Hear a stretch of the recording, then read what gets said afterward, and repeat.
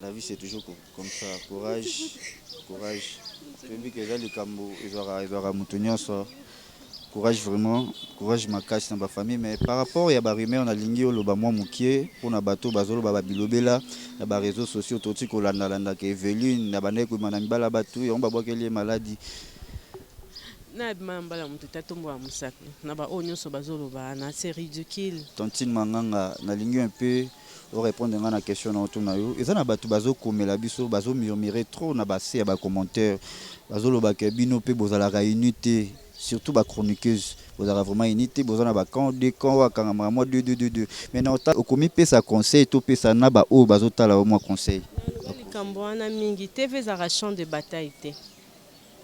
Eza pe place oyo ya ko régler ba compte te. Moni na TV makamso ebotaka ya moko. Surtout na ba ndeko bae na sima.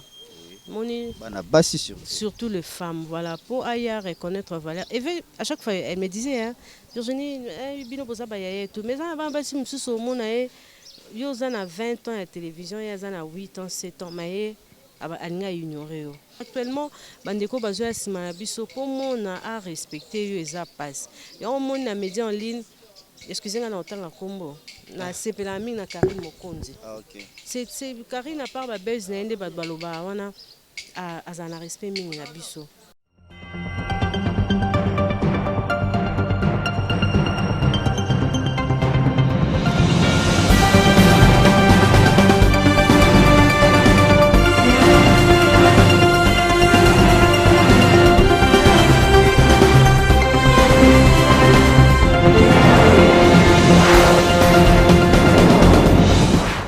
On continue, nous sommes avec la chroniqueuse culturelle, Tantine Virginie Manganga, Beauté.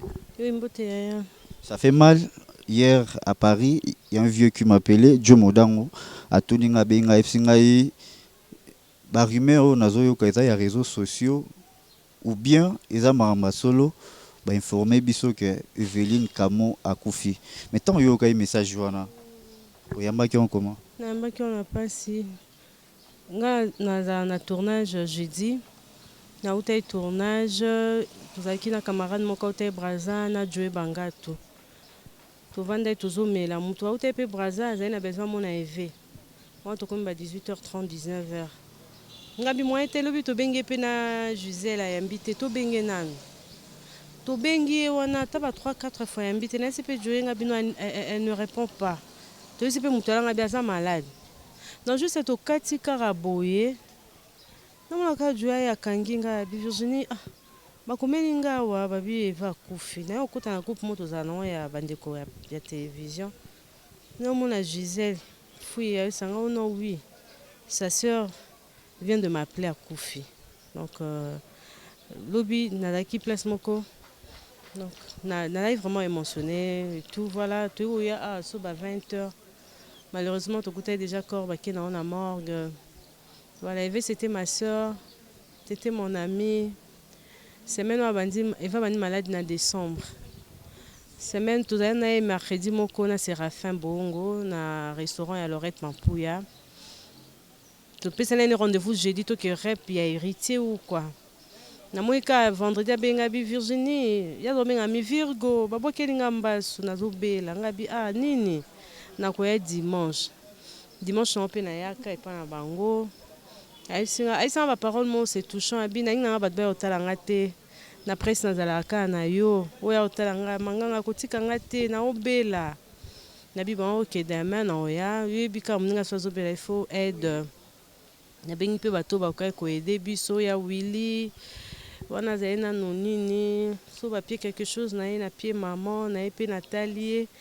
Après na sara 2 semaines non yate na tongo ba 7h na moi comme tout mazo toquer na porte makasi et pas nanga na bimi na te manganga utikinga nga na obele funa zo batonga kanzalo ba wana Virgo na bieve abi nga bozo tambola ba isengo ke conférence de presse faut vendre na habité funa zo ba kisi na zo mbongo et voilà donc après na tokomana ki tobengani semaine passée nde na benge amna na son go benganga ngwa na ndako benganga parce que naza na église Ah, voilà.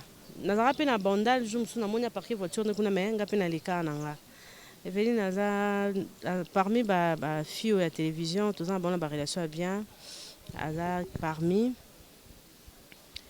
azali vraiment fille moko bien amusante ata nde tovandi na banadi turbo ya mo tolobi toleli ya mo toseki bamalamu eza ebele ngai mona aza obenge bebe eve mwana esi gisele ngai tala mwana oyo alingi kosilika pamba pamba donc eve azalaki aosilika na 12h30 na 32 ka ntango esili nalobi na ngai etali nga te elle était comme ça voilà donc oyo nde babaka moto atungisaka bato ye azali bongo oyika bangala likambo na motu te kanda te nini te vraiment je n'arrive pas ya kodigérer ke Evelyne akufi tomonana te donc nayebi ke so azalaki bien lelo tongai tozali na concert à faire ya Saint-Valentin parce qu'à chaque fois so production eza tobenganaka manganga ozwa invitation baye otikelanga na yo ozwa okende na ndako tokende eyaka tokei etu voilà nayebi ekala et puis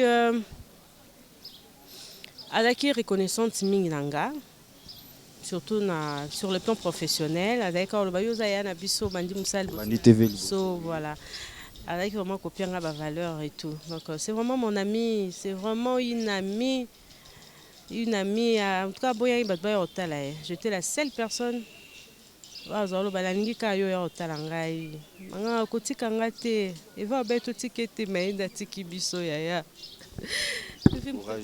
Courage. La vie, c'est toujours comme ça. La vie, c'est toujours comme ça. Courage.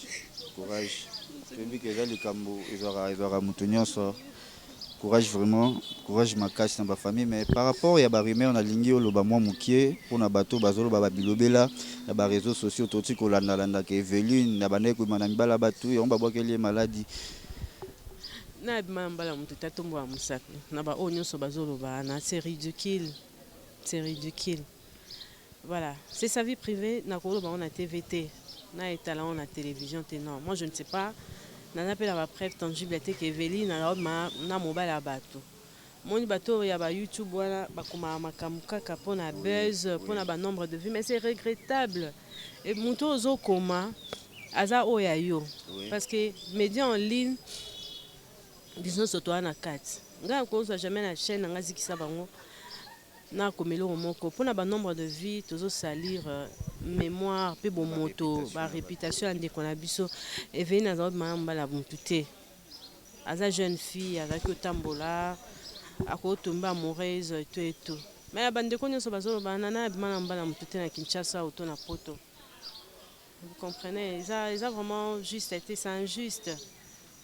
Tous en a bolingo, tous en a compassion. Mon niveau est un tabatou pe belé. Mais kolobaki na komo bono bois qui limba ce qui na vagin, c'est regrettable. Les soni non.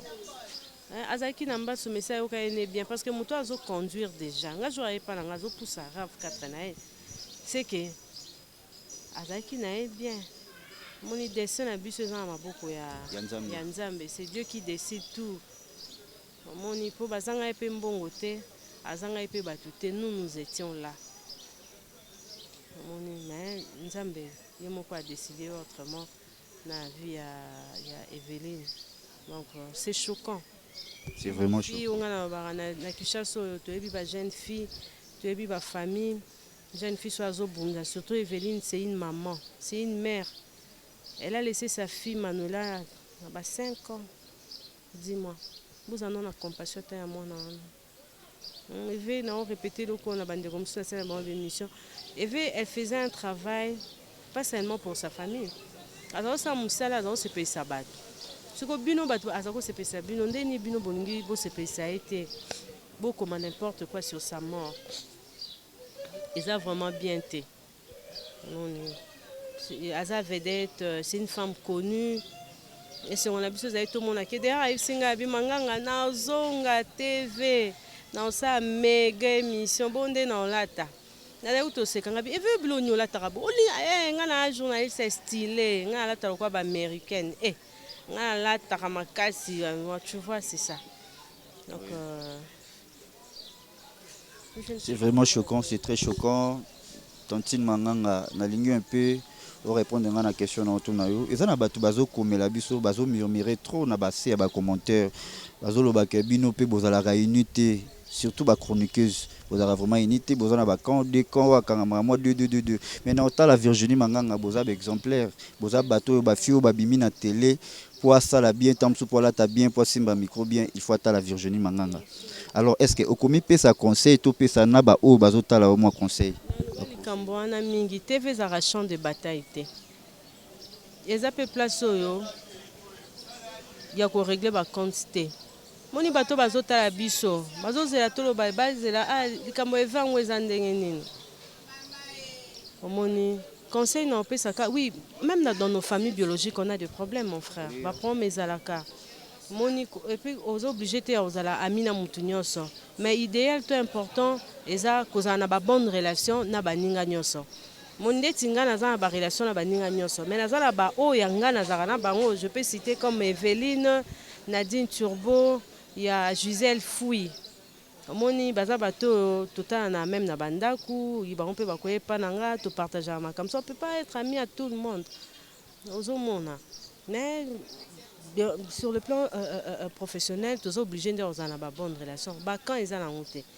omoni mosusu eza ke toyebani kala toyebani na bandako tokozala bien mais mosusu mpe kozala topesanaka kaka mbote mais so esengi tocollaborer sur le plan professionnel tocollaborer mais on n'est pas censé d'être amis mais nous sommes obligés d'avoir de bonnes relations avec tout le monde bakan eza nango te namoni nyonso azoleleve namoni Mariana ya Mirador azalaki awa namoni bandeko ebele baCynthia bazalaki vraiment ebele apparemment yo ozala na problème na motu te non moi je n'ai pas de problème avec tout le monde pardon avec des gens omoni na tv makambo so ebotaka yango moko surtout na bandeko baye na nsima moni bana basi surtout les femmes voilà pour ailleurs reconnaître valeur et à chaque fois elle me disait hein Virginie bino boza ba yaya tout mais avant basi mususu omona yo za na 20 ans ya télévision ya za na 8 ans 7 ans mais alinga ignorer yo azolinga neti kobunga eza mingi bandeko bayaka sika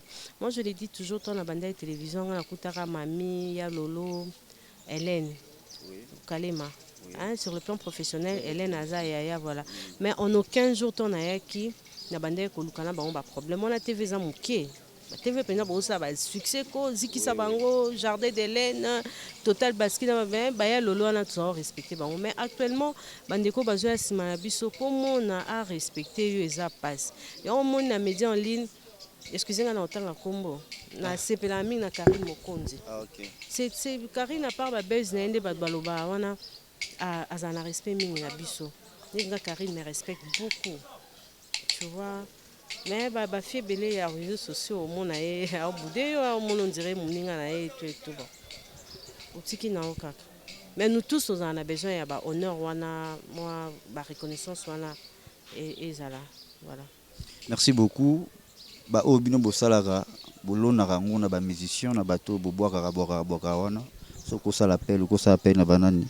Bon, non, tant que combo ya batuté, mais baza ebele, misu pesi to bengi bango parce que moi batu bele ba kepiso to vandia to zela to so déjà na maman abi bande comme sou baza na morgue. To zela bango tout un programme aux familles ba représenter biso et puis biso tout un ndenge ni to ko contribuer. Donc déjà ya Willy basoena Nadine, Mchini abaki azoya mercredi. Je sais que ba obsèque Evelyne, il y a Evelyne pardon et le cas bien.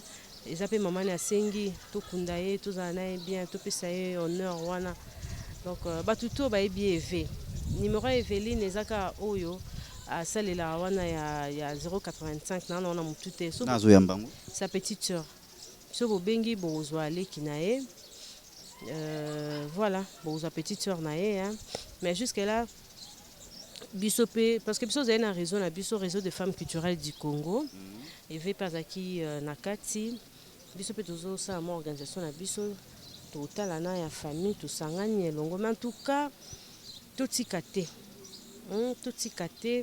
to soutenir famille na o toza nango tout tika famille a évité donc to bi que famille baza nango mais biso pe to mema ya biso pour na relaxa bolingo na biso na Evelyne parce que elo to kopesa eve ya suka eve za moi mutungisi Soyez nana manganga na lia te do fa lia soit l'été ngala boye do à déranger manganga carburant donc tu vois et l'autre côté servait à souka ezaka organiser obsèque na kitoko kokundaya avec honneur parce que ba journée à souka yango na mokili après wana to pese le côté voilà c'est ça.